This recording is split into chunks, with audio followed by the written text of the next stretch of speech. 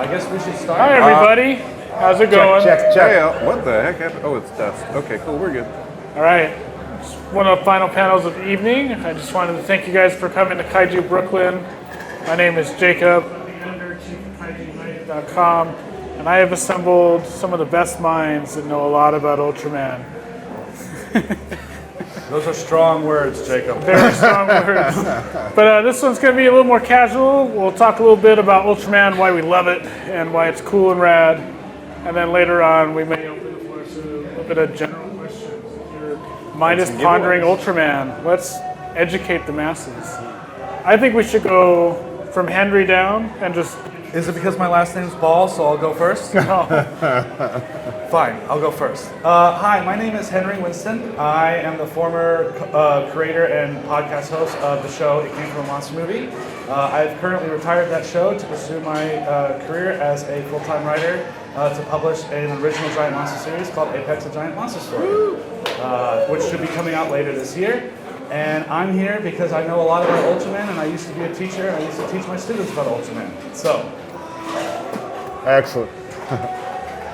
Hey, I'm Jeff Gomez. I am the CEO of Starlight Runner Entertainment, and we at Starlight Runner are responsible for proliferating Ultraman in North America. We are bringing Ultraman to you. Mainly through Ultraman Connection, which I produce. Someone else on the panel is a little bit closer to the day-to-day. I am a transmedia producer, so I've worked on all kinds of blockbuster properties, helping to assemble the mythologies and proliferate those universes across multiple platforms. I can answer questions about that as well later. But Ultraman is near and dear to my heart. Seeing him as a little boy all by myself in front of the TV with no one in the universe to talk to about it, we've come a very, very long way because all of you are here to talk about Ultraman. That's so great. Hey, I'm Kevin Derendorf. I wrote a book called Kaiju for Hipsters, 101 Alternative Giant Monster Movies, which I had a couple of chapters on devoted to Ultraman movies because they weren't, I thought, as recognized at the time as they should have been. And I've given a couple of panel presentations at different conventions about Ultraman, and most recently I, together with my colleague Alex Rushby, did the audio commentary on the Shin Ultraman Blu-ray from Raven Banner Entertainment. He's got his own. Hi, America. It's me. Hi there. My name is EJ Couloucoundis. I am the editor-in-chief of Ultraman Connection. And what we do on Ultraman Connection is, well, exactly what it says on the tin. We connect the Ultraman series to fans all over the world. Some of you here, hopefully. Anybody? Bueller? There we go. We got one. We're good. We're making it. 2. Banner day. But yeah, I put together articles, and we got social media presence. We do all sorts of fun stuff. We'll talk more about it as the panel goes on. Sweet. Fantastic. I think we'll just open up the floor with just why Ultraman. And I already know this guy's answer. You'll have to wait for that. But what do you guys think makes Ultraman so special? Why should someone new go to Ultraman? What's the appeal? I think I have an answer to this because, so like I said earlier, I used to be a creative writing teacher for middle schoolers and high schoolers. And, you know, in the current state of America as it is, I've noticed that students have trouble writing. They write more essays because of SATs, and I was a creative writing teacher, so I tried to encourage that. And one of the things that I did was I made my students watch The Twilight Zone. And tell them, like, remember, this was all written before it was filmed. And as we went through The Twilight Zone, and then my students started to get to know me, they noticed that, like, I would sometimes come in with Ultraman shirts, or I'd bring in Ultraman figures, or I had posters of Ultraman in my classroom. And they're like, who is that, like, silver red guy? And I was like, oh, you know, weirdly enough, he's kind of related to The Twilight Zone.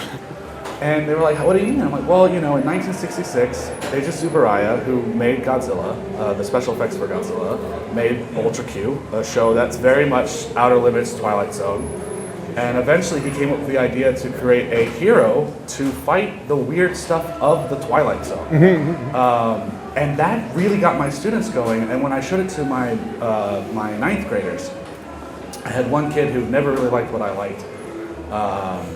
But we were watching the first episode of Ultraman that I was showing them. And I just saw his face, and the whole time he was very stone-faced. And I was like, oh man, he's gonna tell me that I wasted a class showing him Ultraman. And he went, teacher, what year was this? And I was like, it's 1966. And he's like, and it's in color? And I'm like, yeah, this is really good. And I was like, oh. And he was like, these special effects are really cool, and the story is really engaging. And my students started to really appreciate Ultraman because it was like this really fun, colorful adventure that showed like weird shenanigans, but also like Ultraman is such an iconic hero.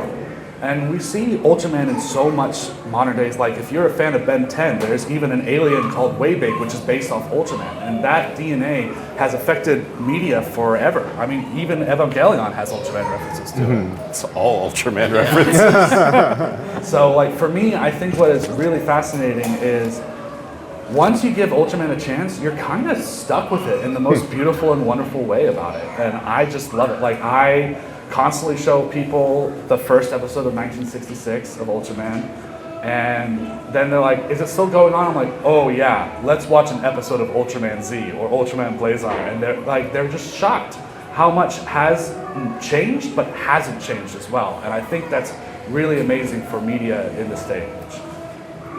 There you go. Feel it, Joe. Yeah. So here's my take, which is a little different. That's okay. No worries. All right. All opinions matter. E.G. Tsuburaya was a co-creator of Godzilla.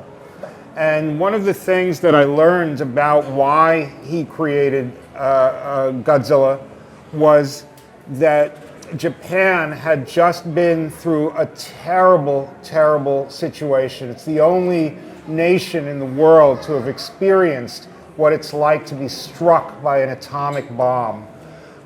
What kind of people were they and us to get into that kind of situation, to get into something so dark? And so Godzilla emerged as a symbol of how we need to be aware of the past and aware of our past mistakes, because our past mistakes can haunt us and really, really play wreckage with our psyches, but also with our world. And Godzilla was powerful, but then E.G. Tsuburaya got a little bit older, and he looked at the children of Japan and said, you know what? I don't just want my legacy to be a warning, to be darkness. I want us to aspire to be better, to be ultra. And so he created this being of light who embodied not just the best of what humanity could possibly be, but a future-facing best. He created the science team, the people who were out there researching why we were making mistakes and irritating the kaiju. Because all kinds of different reasons were there for these kaiju to come and mess us up. So what Ultraman represents, and what's beautiful to me about what distinguishes this kind of superheroic character, is that he's not here to teach us a lesson and shake his finger at us. He's not here to fight us or to bring us to justice or anything like that. He's here to enter into the last minute of our dealings with the kaiju, when we're just about to give out because we can't deal with this thing anymore. We're going to be destroyed. And he'll come in and go, all right, you get 3 minutes of my time. I'm going to smash up this thing and get out. All right? But by that example, we have to be better. We have to figure it out faster. We have to fix the problems that are generating this minus energy that is calling the kaiju. And that's beautiful to me. That makes Ultraman different from any other superhero, and it's a truly unique thing, and that's what truly appealed to me. You gotta follow that up, buddy. Oh boy. Well, Sorry. I got kind of two perspectives on it. One of the reasons I really like Ultraman is I'm into a whole lot of Japanese stuff, and the intertextuality between different franchises is incredible. And I know Henry just mentioned way big from Ben 10. There's a franchise I know of that's a little bit more obscure, that's a little bit more tied to Ultraman, and that's called Pokemon. It was directly inspired by the capsule monsters that Ultra 7 uses. Absolutely. And the more stuff you consume, the more you see these connections, and I find that fascinating. So that's one of the pieces. And then the second piece is there's so much Ultraman content, there's so much diversity of storytelling and ideas. It's not just kaiju, it's not just aliens, it's not just defense teams, it's not just yokai, it has everything. There's a wide range of things that can go on and a wide range of tones, and these things can play against each other at times, and it's absolutely delightful. So that's kind of like where I come from, and like this is good stuff. I like to, I like watching Star Wars. I don't want to see Jedi all the time. With Ultraman, it's the same thing. Sometimes you're seeing the Ultraman, sometimes you get a whole episode that's just about an alien, sometimes you get an episode that's about the kaiju, and it really it's all over the place, and I love that. Excellent. Well said. There are a few ways I could do it, but I want to try and do something unique from everyone that's come before. We've covered kind of the breadth, but I want to talk about the craft and the timeline of that craft into kind of the development of modern storytelling, which is a little bit of an ambitious thing to say. But let's go back to 1966, where we had all of these disparate elements in storytelling. We had the Kaiju movie, 1954's Godzilla, incredibly ambitious, incredibly costly for what it was at the time, and that was a huge deal to put that together. Eiji Tsuburaya and Toho Studios put so much work into making that happen. At the same time, we had The Twilight Zone coming out of America. We had Rod Serling coming up with amazing scripts every week and working kind of with what they had. We had Jerry Anderson. And Jerry Anderson's a name that people in the States might not know quite as well. He is the guy who created the Thunderbirds and Super Marionation. And the thing that Jerry Anderson did that was so amazing was this development of miniatures and recontextualizing objects into different things. Turn a colander into a dome for a structure, and putting work into making it look, if not necessarily real, at least genuine.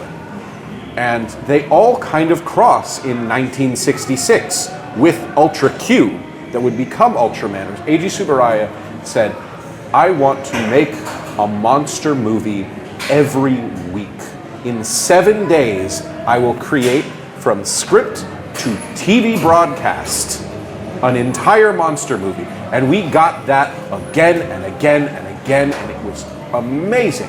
And then from that, he said, I want to get a repeating character. I want to make that hero that Jeff was talking about. And initially it was the idea of Bemular, this Kappa-like alien that would be used for it. But and no proselytizing, but Eiji Tsuburaya is interesting because he was a Japanese Catholic who was also raised Shinto and Buddhist, and he had all these disparate elements of his own spirituality that he wanted to put into this. And that's where the design of Ultraman, that and Tol Narita's design come out of.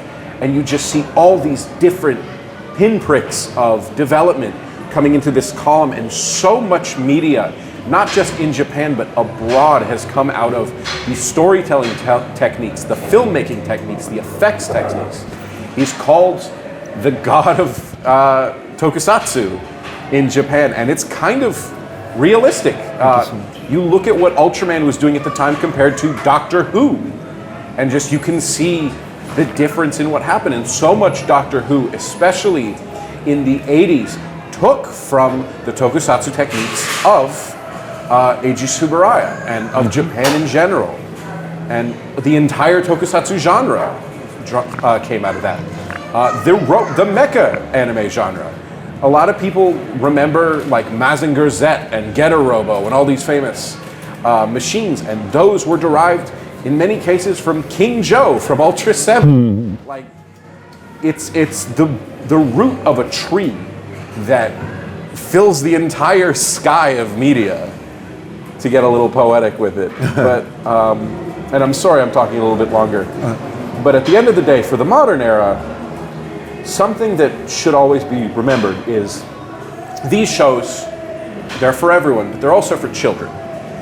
It is harder today to be a kid than it has ever been. And it's harder to find optimistic media than it's ever been. And that's something that Ultraman still does, and still does well. And I think that really matters. That's one of the reasons I care about it so much. Excellent. So many varied answers, but they all correlate to Ultraman. I wanted to bounce off EJ real quick, and feel free to chime in anytime, guys. This is it's pretty casual. When we talked earlier, you talked about Ultraman being genuine. Yes. Can you elaborate on that? Like, what do you mean by Ultraman just being genuine? Is that just as a franchise as a whole? I think it's, first off, as a franchise, yeah, everyone is they're all into this. It's weird to say there are no shortcuts being made when we're doing stuff like foreshortening and stuff to tell perspective shots. But everyone's putting real effort into making these suits, into building these sets, into putting in these performances that are frankly unbelievable a lot of the time. But more than that, the world that Ultraman occupies is a world that even if we never believe it's real, it's always a world that we can believe in. There are no 50-meter giants fighting saurian beasts from outer space, but you can always sit in and watch Ultraman, and in that moment, you feel yourself rooting for Ultraman. You don't want him to lose, because there's a part of you that wonders, is he going to get out of it okay? His color timer's already flashing. Is he in trouble? And yeah, he'll always win the day, but like in the moment, you believe. And that's what being genuine is. That's the sincerity and the reality of Ultraman. Another aspect of the genuineness, and it's, EJ and I work directly with Subaraya Productions, is that in so many ways, Ultraman is viewed in Japan in the way that you would view, say, Santa Claus. So within the company, there is this tremendous effort to preserve the magic of Ultraman. We're not allowed to see the suit actors. What suit actors? There's nobody under that Right, suit. there's nobody under that It's suit. really Ultraman. Right. him. They won't let the Ultraman live appearances, he can't touch objects because he's a giant. And that illusion for a small child must be maintained. And that leads to some complications. So they really see this as precious, and therefore it retains a kind of innocence to it, not any cynicism with regard to the handling of the character, and that's genuine to me. I think to bounce off both your ideas too, it's more of the physical practicality of the Ultraman series. Like even in the modern day, yes, there are CGI effects that are added to the Ultraman, but Ultraman still is suit acting. It is still physical sets, physical characters that interact with a physical world. And I think that's what makes it so amazing is as time has gone by, that effect still works. And you still see a lot of genuine effort in making sure that the world that you are seeing on the television matches ours.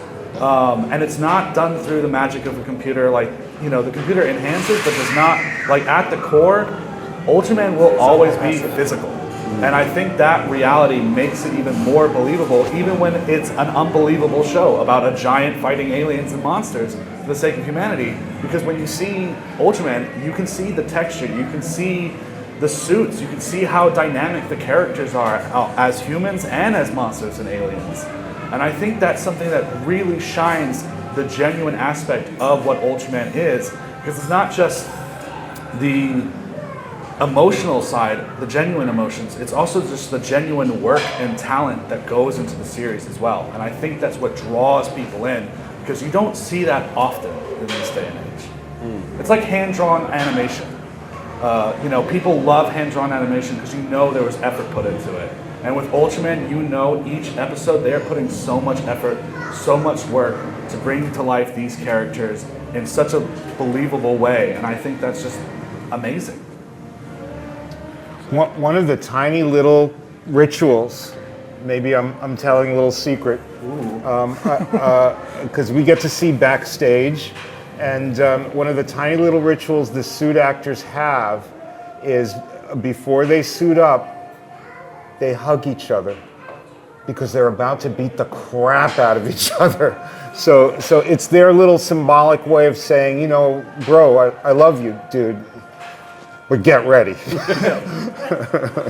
I think that you mentioned positive media for children, and I think it doesn't go stated enough how aspirational a lot of the aspects of Ultraman are.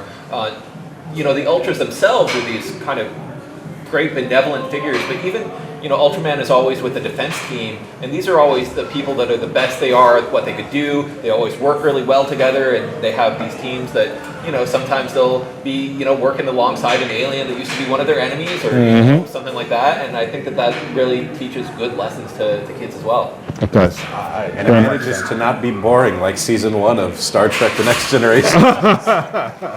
That's true.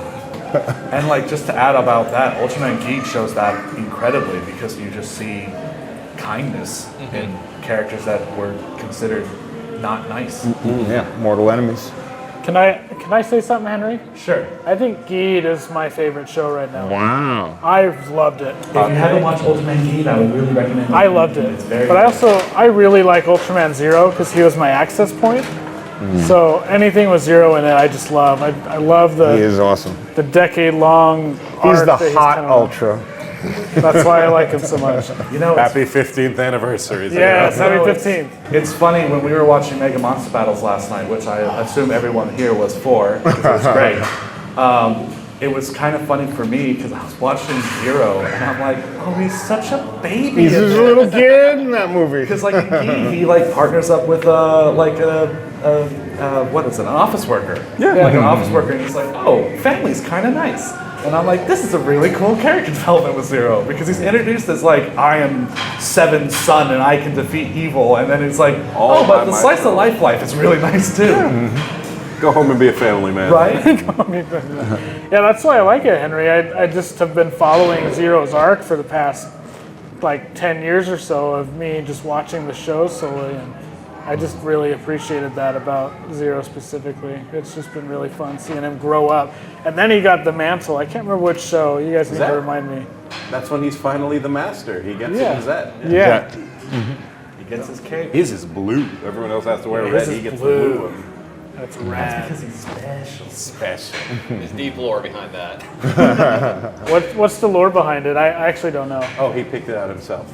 For real? Say deep lore. Are we going to talk about ultra facial hair? Because that's one of my favorite. Oh deep boy. Oh, yeah. Father of all. How about the fact that an Ultraman is literally Santa Claus? Yeah. They treat him like Santa Claus. He's literally Santa. He is. He ho-hos all the time. Yes. I think he does, doesn't he? Isn't that his noise? No, that's Spalton. Oh, yeah, that's true. I'll Yeah. celebrate that Christmas. Crack it up. So in that case, did the Ultra Father possess an existing Santa No, Claus? he or- was always Santa Claus. Okay, He has always been Santa. Every time Santa Claus has appeared, it has been the Ultra Father. Correct. Okay. On every planet that has Santa. Awesome. Good to know. Including this one. I don't know what to say. I'm floored. That's the kind of secrets you're going to be finding out tonight, folks. They're unveiling the secrets behind Ultra. I'm just blown away. What were you saying, Henry? I just really like the fact that Father of Ultra has sideburns, and that means he's older than the other Ultramen. And Ultraman King has a full has beard. a full beard, which means he's super ancient. I'm like, what a really fun fact that makes no sense but makes all the sense in the world. I always imagine that their shaving routine involves an angle grinder. I I want to know how you get pigtails. That's the. Oh. That's a styling choice. Murray can do that. I really like the fact that before they were Father of Ultra and Mother of Ultra, it was Marie and Ken Ultra. Yeah. Yes. These are the jokes. Sometimes they just have normal names. Chuck. I learned about Ultraman Chuck recently. Chuck, Ultraman Beth, and Ultraman Scott. They were American. Ultraman Craig is coming next. Explains a lot.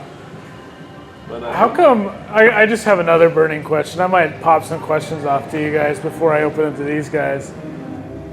When we were watching Mega Monster Battle last night, my friend kind of leaned over to me and was like, how come this Ultraman King guy just watches Zero fight? He does, like, Belial's out there. Why doesn't he do something about it?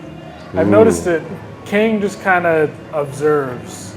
So I actually do have an answer for that, and it is, and this is big secret. This doesn't leave the room. Turn off Off the camera. Ultraman King is not an Ultraman in the way any other Ultra is. I don't know if anyone here is familiar with Taoism or Chinese mythology. Ultraman King is essentially a sage. He is a Genren of someone who, completely unrelated to the power of the plasma spark or the ring on O50 or the Ultramind, just kind of perfect mind embodied his way into becoming an Ultra. And he is like the ultimate peak of that idea of the, not just like, I don't want to say moral, but like the cultural Ultra. The perfection in mind and body. He's Tom Bombadil. He is Tom Bombadil. Oh my gosh. That's terrible. Apparently, we're finally getting Tom Bombadil. I don't want Tom Bombadil. Keep him in the books. Could you imagine Ultraman in the Lord of the Rings series? That would be It will be a very fast series. It's like the Eagles. We got him with the Avengers. Give us a little Yeah, time. we do You have Tom Ultraman with the Bombadil. Avengers. He wears a funny hat, but his face is a light bulb. Yes. Okay, I dig I that. just like the fact that no one here thought we were going to talk about Tom Bombadil during the Ultraman. I didn't think we were going to talk about Tom Bombadil. Hey, I had notes for Tom Bombadil. I didn't bring them. I mean, you said earlier that this is going to be silly. It is going to be. Is it properly silly so far, guys? Good. Okay, good. Kind of. It's the end of the con. levels of silly yet. We'll get to it. Hey, Ultraman Taro is my all-time favorite Ultraman series. I love Ultraman. Why don't we share our favorites? I shared mine. I mentioned Gabe. I mean, Taro is my favorite Ultra. I love Taro. I actually have a Taro figure on me. I'm sure many of you saw Taro fighting Gamera today when you were checking in. Those are my figures. So yeah, Taro. For me, what I love about Taro so much is not only is because I'm a Taurus, so of course there's a part of me that's like, I enjoy this. But one of the things I really like about Taro is his arc. Because unlike other Ultras, Taro's host eventually rejects him. And that's why Taro is not shown with a human counterpart in most of the series, if not all of them. Right. And I think, and like he becomes a teacher. That's why in Mega Monster Battles you see him in the arena. He's teaching the future generations of Ultras. And I just think that's such, because yeah, Ultraman Taro's series does get a little wackadoo, but I think that's just such an interesting thing that in that silliness you see this somewhat tragic Ultra figure that wants to do the job of an Ultraman and attempts to, and then his human host is like, I don't want this anymore. And Taro goes, you know what? If you don't want me, I will leave. And in fact, the last episode of Ultraman Taro's not there. And it's like really, I just love Taro. I think he's just such an interesting character for Ultraman, and I think that's great. Sorry to interrupt, and it makes it cool because Mebius, Ultraman Mebius, is Taro's student. Yeah. And we see him in the most recent appearances in Ultra Galaxy Fight. He has also taken that role of a teacher. So you see there's now that like lineage of education. That's right. And that's really cool. I just think it's so interesting for characters to develop like that, because you know most Ultraman series, Ultraman's there to fight the monsters and all that jazz, and everybody loves them. And then like even in Mebius gets a lot of like people don't like him at first. In the first episode, he's like, You didn't save You didn't anything." save anyone. And I just think that's such, and like Mebius is probably my second favorite Ultra because of that. I just think it's really interesting when you get flawed Ultramen. Everyone has room to grow. Yeah, Right. and even Ultraman does, literally.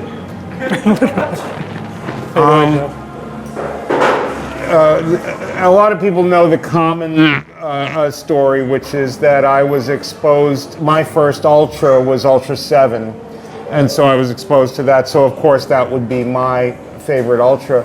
But here's a little insight that I would save just for fans of Ultraman.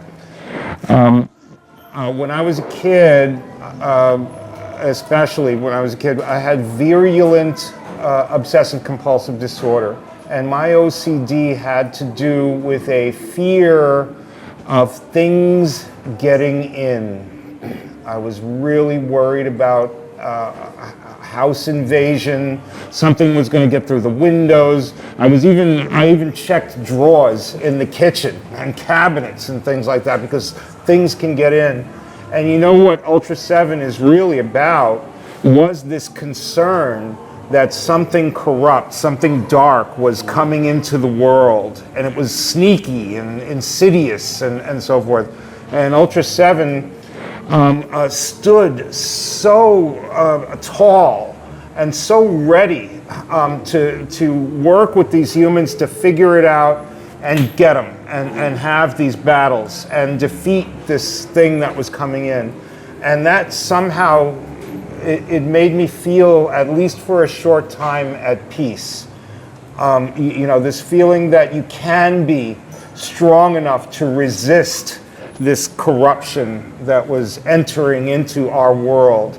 And I'll always remember him as a feeling, as a symbol of security and safety, and I needed that at the time. Real quick, bar is open. We're just having a panel for the Giant Yeah. Monster Convention, so don't worry about that. I promise we don't bite. Oh, he said it was Jesus, his favorite. I was going to say, are we skipping over our wonderful MC? Jeet is a wonderful choice. I think my favorite, and this will constantly, you ask me again tomorrow, you ask me again in 5 minutes, I'll say something different. But right now, I got to go with Max. Max. It's such a great summation of how many wonderful things there were in the franchise leading up to that point, while also doing brave new original concepts. You get episodes directed by Shusuke Kaneko and Takashi Miike. Like, it is Crazy stuff. completely unexpected. And then Unbelievable. you get great storylines. Like my favorites involve the space cats that cause amnesia, so Ultraman forgets how to be himself. And then my favorite of all of the alien invaders is the Shama Seijin, who are most of the aliens are like, ho ho ho, you fools, and they're just like, you idiot. Like, it's great. I'm extra, so I have 3 answers, one for each generation, because I've watched too much of this. For the classic generation, the Showa era, it is Ultraman Ace. Yeah. One is a weird choice, because a lot of people, I love Ace. Ace is not a lot of people's favorites, because it's kind of crazy. I love Ace because it was the first time we got something in the Ultraman series I would call unambiguously evil, and that is Yapul. And Yapul was fascinating at the time because evil and good acts is like a lamp and a shadow for each other. And Yapul is genuinely probably the most despicable character in fiction. Like, any horrible thing you can think of, Yapul's not only done it, he figured out a way to do it worse and also kick a dog while doing so. And it makes Ace come across as this more unbelievably heroic character because Ultraman was always fighting just like our mistakes in the world around us, and it was the first time that there was something that really needed to be stopped, something that was ontologically evil and never changes. That's amazing. Yapul is like stasis. He never changes. Even up to the current era, he is still the worst. And for Generation 2, it's Ultraman Tiga, which was my first Ultraman, and so many people's first Ultraman, and kind of the Ultraman that saved Ultraman in the 90s. Like, it brought it back, and the world loves Ultraman, not just because of Ultraman in 7, but Tiga. Tiga is the most popular Ultraman in the world. It's crazy. And for the new generation, this is a little bit of a hot take. I love Ultraman X. Wow. Ultraman X feels like if they were making Ultraman for the first time in the current era. They do, like with Max, so many like interesting and experimental stories. They're not nearly as bound to a singular narrative as so much other new gen stuff. So we get episodes like a boarding house full of aliens that love playing rugby, a peaceful kaiju that's waking up, and a town trying to take advantage of it for tourism purposes. And at the same time, then we get like a black hole that is coming to consume the entire planet and all hope and joy within it. So X just has this breadth of experiences. Thank you for giving me more time to talk again. I'm a Gomez guy. Gomez is do my love favorite Gomez. I do kaiju. love That Gomez episode of X is incredible. It's so good. Absolutely. Probably, I watched X before G because I was kind of going X crazy is a great order. place to start. In my I was told by a good friend of mine to go into X because it had just incredible tokusatsu effects. And I fell in love with Ultraman all over again because of X and that Gomez episode. So I would Yeah, love that's to. the other thing. And I'm sorry, I'm taking it again. X is the first series that was helmed by Kiyotaka Taguchi, who is the guy who gave us Ultraman Z and Ultraman Blazar and Ultraman Orb and Jeed and or not Jeed. Jeed was Sakamoto. But like so many kind of preserving the craft of tokusatsu in a way that Ultraman keeps to, but was focusing really hard on scale shots and proper miniature work and low levels of CG. And then in Z we get ridiculous stuff like aerial battles, and all that happened because of X. Well, You know that Gomez episode actually first aired on November 3rd, which is a significant day for reasons that nobody in the Ultraman world would know about. So It's a Godzilla reference, everybody. It's Big Lizard Day. All right, guys, it is about 6:42, so we got just over 15 minutes left. I want to open that floor up to some questions. Let's just talk loud, because I don't know if I can pass the mic around. Shout. You love Gomez for Gomez or because Gomez is derived from Godzilla? I love Gomez because of his design. It has nothing to do with Godzilla. And I know that you're a liar, Jacob. Come on, man. Well, It's apparently a primate. I just like the tusks. I like sometimes he's like kind of furry a little bit. He's kind of strange looking, and I love it. Respect. I was going to add one of the reasons why I like Gomez a lot is because so I have a paleontology background. I used to dig up dinosaurs before I moved to South Korea. Oh, hell yeah. And I absolutely love Permian era synapsids, which are our mammal ancestors that came before the dinosaurs.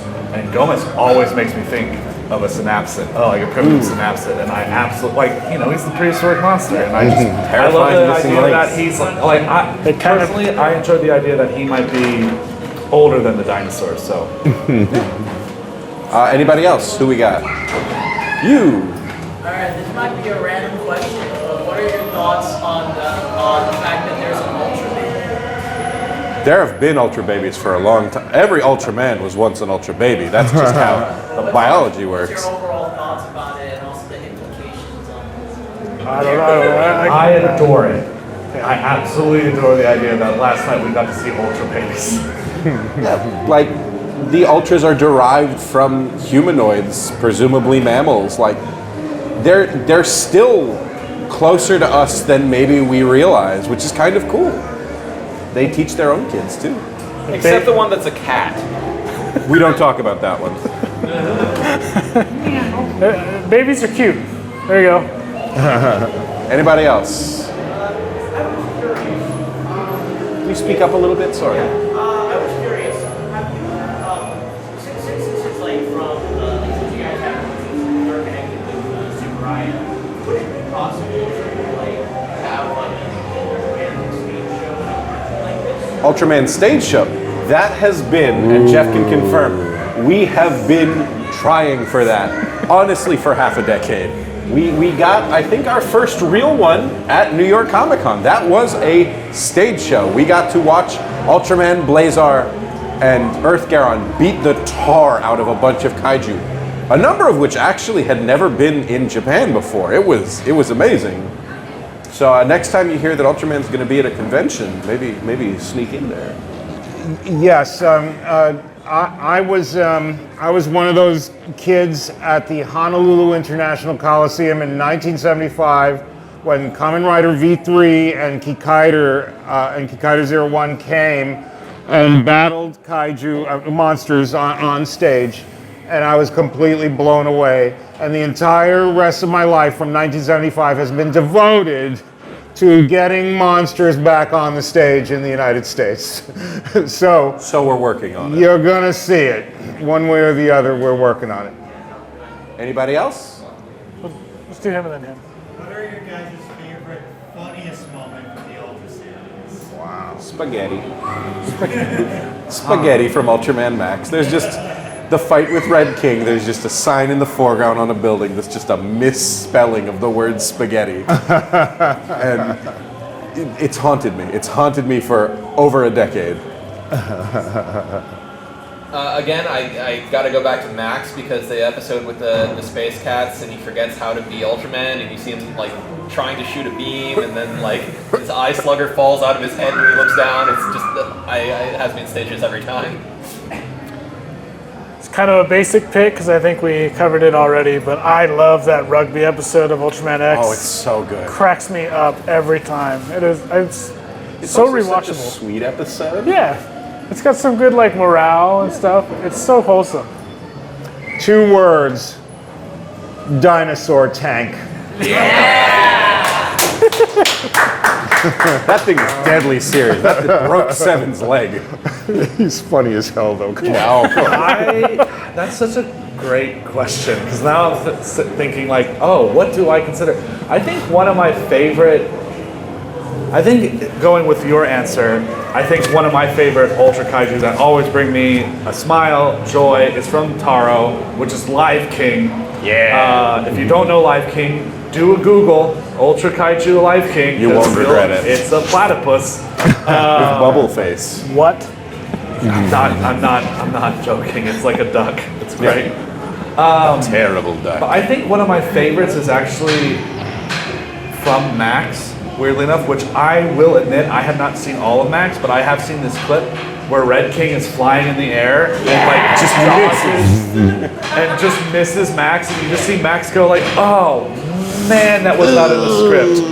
Like, which I love. I love when that kind of stuff happens. I love, again, what I think is super fascinating, and I always think about something that my students would say when they would watch these shows was, teacher, these are not monsters, these are characters. Yes. And I think that's such a powerful statement that people just sometimes don't get that connect. Is that like one of the reasons why we love all these creatures is because they are characters. They have emotions, they have personalities, and that's why you love them. Like, They come back. I love Red King. I'm a pacifist. I like don't like to fight, but Red King gives me so much joy because he's just a bully. He's a cop bully. He's got a head like a grape and a body like a banana. Yeah, he's just like, I'm gonna bop you, and I'm like, why? And he's like, I'm just mad, and I'm like, cool, great. There you go. You want to get one more, and then we've got a special giveaway. Yes. Yeah. Oh, great. I think he had You one. raised your hand before. What are your opinions on Gyros just being an edited Shogun Godzilla suit? Ooh, they wouldn't feel that way. I think he's neat. I'm kind of bummed that Gomez has come back, but he hasn't. And I So don't know I why. will say it's one of my favorite Ultra Kaijus, especially because I have a cryptozoology background as well. I wear a lot of hats. I've been on a documentary for Bigfoot. It's all sorts of things. If you want to talk to me That about is it, not I'm more than surprising. happy to talk Talk about about that my after the panel. I love talking about my documentary on Bigfoot. But when I graduated high school, I went to Loch Ness, and I believe I had my own Nessie experience. And I just love the fact that Jiris is supposed to be the Loch Ness monster. And I think that's such an amazing, weird thing. Because like even back then, that was never how Nessie was described. And I just love it. Like, I think that is one of probably my all-time favorite episodes of Ultraman. It's a great episode. And it's like, it's super fun because it's just like, yeah, I'm a mean scientist living underground and I found the Loch Ness Monster. I'm going to release it to the world. And you're like, what? Like, bravo for that narrative. At the same time, like, that episode is a love letter to Godzilla. Jiras gets so much respect in the episode itself that, like, Ultraman is not the kind of guy who'll just, like, kick a kaiju and you're like, but in that one, it's a close fight until he tears off the frill, and, like, even afterwards, he does, like, a proper burial shroud with it. Like, you can tell that Ultraman was trying to succeed Godzilla, but it was very much also the kind of stories like, we cannot forget where we came from and all this. It speaks exactly to what I was talking about at the beginning with regard to the bookends of Godzilla and Ultraman. It also reminds me of this Japanese term, kiretsu, which is this notion that ideas can flow between even rival businesses. The fact that somehow Tsuburaya was allowed to use essentially a Godzilla suit in Ultraman, even though the production was not a Toho production, spoke to the level of and spirit of cooperation that existed in Japan at the time that allowed for something called media mix.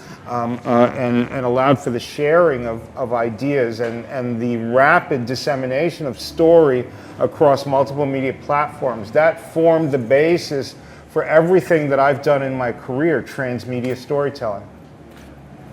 I just think that it would be great if they had a fusion form of Gomez and Jiras called Gojira. Whoa! Hey, You EJ, might be onto something. Nick, did you raise your hand? Yeah. We'll get him. Time for it, 'cause We'll make real time. fast. You've been recording everything Do all it. day, dude.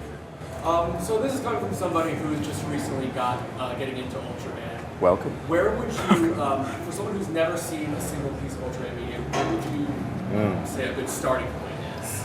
Other than Ultraman Rising, the new movie that's coming out on Netflix in 2 weeks. June 14th.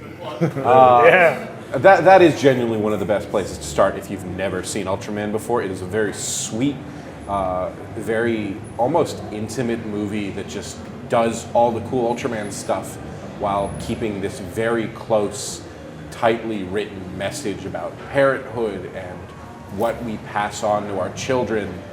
And I don't want to spoil anything about it, but that's part of it. And other than that, I would say Ultraman Mebius. Ultraman Mebius gets you a foot in the door for every classic era series.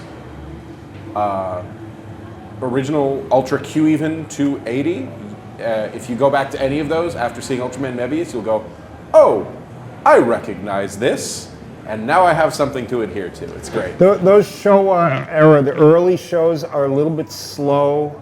They're talky and so forth. So it's not that easy to get through unless, like if you go through Mebius, then you have a familiarity with what's going on. You have a desire to be patient enough for those older shows. Jacob recommended Blazar, and I've been checking out Blazar. Blazar is I'm great, all for but it. that first episode is not a great. It's crazy. It's amazing, but it is not a great representation of what an average episode of Ultraman is like. They're not always jumping out of planes. I would definitely say Mebius Close for out with sure is a great start. Just like I said in the beginning of the panel, I was a teacher. I always showed the first episode of Ultraman, and that has always gotten the foot in the door with people who are not familiar with the genre. I also really recommend Ultraman X. The movie's really great. Cool. That movie is so Like underrated. that's a really great way to get into Ultraman because it's literally the first episode of Ultraman as a film. Right. Yeah. but with Nice. spooky design. We got Kevin, and then we got a giveaway. So stay Yes. tuned real quick. All right, I gotta say, as with every franchise, there's a whole lot of variation in Ultraman, and I think the best way to get somebody new into it is talk to them and find out what they like. Right. So, if somebody is a fan of animation, say like, hey, Ultraman USA is a great bite-sized chunk. Like, if they are fans of, something like Thunderbirds, then maybe point them towards Ultra 7. If they like, grim dramas, you know, maybe Ultraman Leo, and then if they like really goofy stuff, maybe the other part of Ultraman Leo. So, yeah, just kind of like feel out your friends, and then I think from there you'll be able to tell like there's so much stuff in Ultraman. You know, everything from like cute moe girl shows that's in Ultraman, believe it or not. So you'll find something for everybody. All right, guys, we're gonna do a giveaway. DJ's got some fun stuff to give away, and I'll let him take that over. Okay, so we are going to be giving out a copy of Superior 8 Ultra Brothers, which is the Avengers Endgame of Ultraman movies. I know that term is used a lot, but like Smash Ultimate, everyone is here. As well as a box set of Ultraman Tiga, which is another great place to start Ultraman, most popular show. But the method for this will be a bit of a trivia contest. It is a trivia contest about the upcoming movie, Ultraman Rising. The clues are out there, don't worry, you don't have to have seen the movie yet. In the trailers for Ultraman Rising and in the merchandise for Ultraman Rising, we see the monsters Emmy and Gigantron as the main monsters that Ultraman will be interacting with through the film. But two classic kaiju have also showed up. If you can guess one of them right, you will receive one of these. That man raised his hand so fast. Naranga's one, and the guy behind you. Okay, so you're getting the Superior 8. Can you name the other one? Who can name the other one? Yes! Yeah. So, you'll be walking away with the Tiga box. I'll give those out now, but if I don't come back in time, thank you guys so much for coming to this. This was wonderful. Awesome. We're going to stick around. If you have questions for us individually, feel free.